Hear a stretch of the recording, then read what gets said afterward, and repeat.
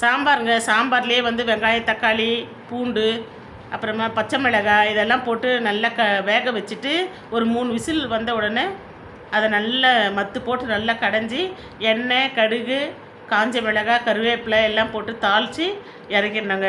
லாஸ்ட்டாக கொத்தமல்லி தூவி இறக்கிட்டேங்க. இந்த சைடு வந்து ஃபிஷ்ஷுங்க. இது இந்த ஃபிஷ்ஷு பேர் வந்து என்ன மீனுமா இது? கடல் பாறை. இந்த மீனில் வந்து அவ்வளோவா முள் இருக்காதுங்க. குழந்தைங்களுக்கும் நல்லா கொடுக்கலாம், குழந்தைங்களுக்கும் நல்லா ஹெல்த்தியாக இருந்துங்க. மீன் பாருங்கள், மசாலா போட்டு ஒரு 1/2 மணி நேரம் ஊற வச்சுட்டு சாம்பார் ரெடி ஆகிடுச்சுங்க. இந்த சைடு வந்து நாங்கள் மீன் பொரிச்சுட்டுருக்கோங்க.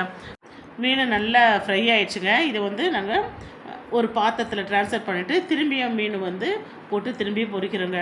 இப்போ இந்த மீன் நல்லா வறுத்து முடிச்சுட்டு அதுக்கப்புறமா நாங்கள் சாப்பிட எல்லோரும் உட்காந்தோங்க. குழந்தைங்களும் வந்து ஏன்னா இதில் வந்து அவ்வளோவா முள் இல்லைங்க. முள் இல்லாதனால குழந்தைங்க அவங்களாவே சாப்பிட்டாங்க. முள் இருக்கிற மீனுனா வேண்டாம் அப்படின்னு சொல்லிடுவாங்க. அதனால் முள் இல்லாத மீனாக பார்த்து, அதாவது முள் வந்து பெரிய முள் மாதிரி தாங்க இருக்கும், சின்ன சின்ன முள்ளெல்லாம் இருக்காதுங்க. அதனால் குழந்தைங்க விரும்பி சாப்பிடுவாங்க. பாருங்கள், ஒயிட் ரைஸு அதிலே சாம்பார் ஊற்றிட்டாங்க. காலையில் வந்து நாங்கள் வந்து இட்லிக்கு வந்து சிக்கன் குழம்பு வச்சோங்க. அந்த சிக்கன் குழம்பு ஒரு கிண்ணத்தில் ஊற்றி வச்சுட்டோங்க.